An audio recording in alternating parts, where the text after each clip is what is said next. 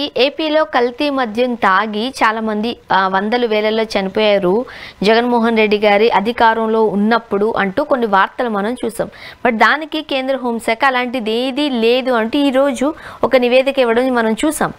ఎలా అర్థం చేసుకోవాలి అంటే ఆ రోజు చంద్రబాబు నాయుడు గారు వాళ్ళు అధికారంలో రాకడానికో లేకపోతే ఏపీలో ఏం జరుగుతుంది అనేది అసత్య ప్రచారం రూపంలో ఇలా కల్తీ మద్యం కేసు లేకపోతే కల్తీ మద్యానికి సంబంధించి జగన్మోహన్ రెడ్డి గారి పేరు తీసుకొచ్చారు అని అనుకోవచ్చా?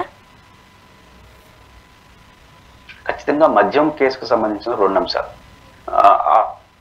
ఆ రోజు మద్యంలో జరుగుతున్నటువంటి పరిణామాల పైన కొన్ని విమర్శలు చేశారు. చేయడం తప్పను, అయితే రాజకీయ ప్రయోజనాల కోసం ఏదంటే అది మాట్లాడకూడదు. ఈరోజు ప్రధానమైన అలిగేషన్స్లో ఒకటేంటి, జగన్మోహన్ రెడ్డి గారు మద్యానికి సంబంధించి లోకల్ ఈ ఉంటాయి కదా డిస్టిలరీలో నాసిరకమైన మద్యాన్ని తయారు చేసి ప్రజలకి వ్యాపారం చేసుకొని డబ్బులు సొమ్ము చేసుకున్నారు. దీనివల్ల వందలాది మంది వేలాది మంది చనిపోయినారు, లేకపోతే ఆరోగ్య సమస్యలు తెచ్చుకున్నారు ఆ రోజు చెప్పారు. ఇది ఈరోజు నేషనల్ క్రైమ్ రిలేటెడ్ ఏజెన్సీ వాళ్ళు ఆ పీరియడ్లో ఒక్క మరణం కూడా ఇట్లాంటిది జరగలేదు అని చెప్పింది. అయితే ఇప్పుడు తెలుగుదేశం, నేను దాన్ని నమ్ముతున్నాను. ఎందుకు నమ్ముతున్నాను అంటే తెలుగుదేశం పార్టీ ఒక రాజకీయ పార్టీగా ఉన్నప్పుడు తీవ్రమైన అలిగేషన్స్ తెచ్చారు స్వర్ణ గారు. మద్యంలో కల్తీ మద్యం అని, నాణ్యమైన నాసిరకమైన మద్యం అని చెప్పారు కదా. చెప్పినప్పుడు అది నమ్మినప్పుడు ఆ పార్టీ మళ్ళీ 2024లో అధికారానికి వచ్చింది.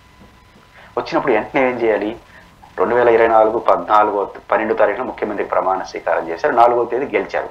గెలిచిన వెంటనే అధికార వ్యవస్థ అంతా వాళ్ళ చేతిలోకి వచ్చేసింది.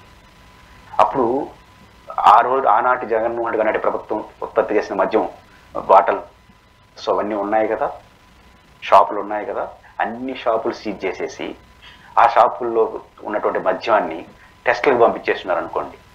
నిజానిజాలు తెలిసిపోయింటాయిగా, ప్రభుత్వం చేసింది. అప్పుడు అంటే ఆ పని కూడా వాళ్ళు చేయలేదు.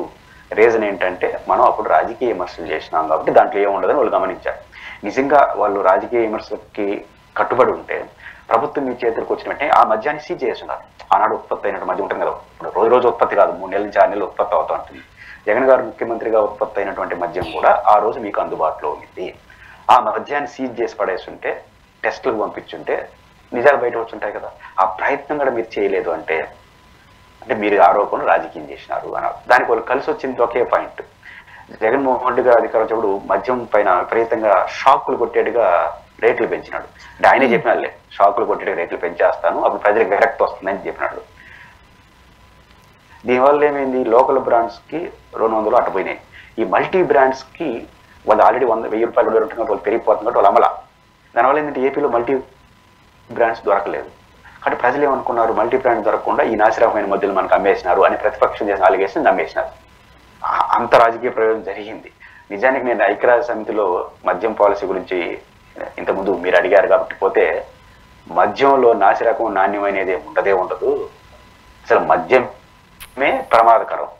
ఏ మద్యం తీసుకున్నా ఆరోగ్యం పాడు. దాంట్లో నాసిరకం తర్వాత నాణ్యమైన మద్యం అన్నారంటే ఇంకా అర్థం లేదు అనేది మనకు అర్థం అవుతుంది. కాబట్టి ఆ రోజు జగన్మోహన్ గారి పరిపాలనలో మల్టీ బ్రాండ్స్ దొరకపోవడం కారణంగా ఈ మొత్తం మద్యం అంతా ఏదో చేసేస్తున్నారని వాళ్ళు చేసిన ప్రచారం ప్రజలు నమ్మినారు. దానివల్ల ఆ పార్టీ నష్టపోయింది. బట్ ఈరోజు నిజాలు ప్రజలకు తెలియడం ద్వారా తెలుగుదేశం పార్టీ ప్రశ్నలకు గురవుతుంది. సార్, ఇప్పుడు ఈ కల్తీ మద్యానికి సంబంధించి ఏదైతే నివేదిక వచ్చిందో ఈ మద్యానికి ఇప్పుడు ఏపీలో ఉన్న లిక్కర్ స్కామ్కి సంబంధించి కూడా మనం చూస్తున్నాం కాబట్టి ఏదైనా రిలేటెడ్ ఉంది అని అనుకోవచ్చా?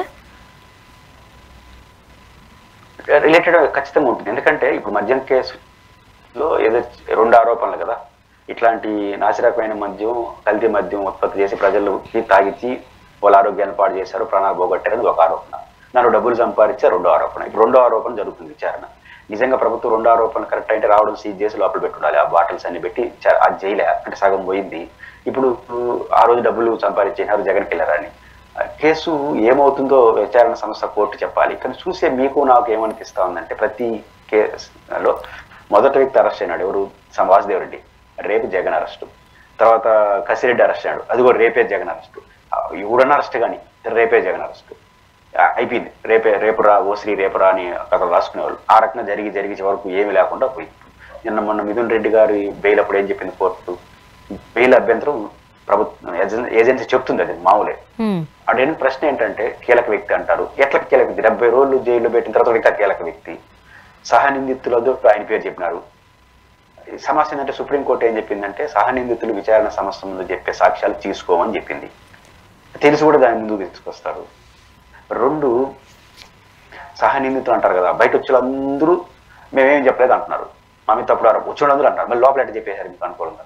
ఎవరు ధనంజయ రెడ్డి కావచ్చు, కృష్ణమోహన్ రెడ్డి గారు కావచ్చు, ఆయన వైదప్ప కావచ్చు, ఇప్పుడు బిజన్ రెడ్డి గారు కావచ్చు, రేపు రాబోయే వాళ్ళు కావచ్చు, వీళ్ళందరూ కూడా మేము ఇది అన్యాయమైన కేసు అంటున్నారు.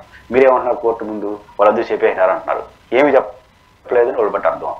కాబట్టి చేసిన ఆరోపణలకి కేసు నడుస్తున్న తీరు చూస్తే రాజకీయ కేసుగా నడుస్తుంది తప్ప, ఎందుకంటే ప్రభుత్వం వ్యవహరించే తీరు బట్టి అనుమానం వస్తుంది. లోపల ఏం జరిగిందో మనకు తెలియదు.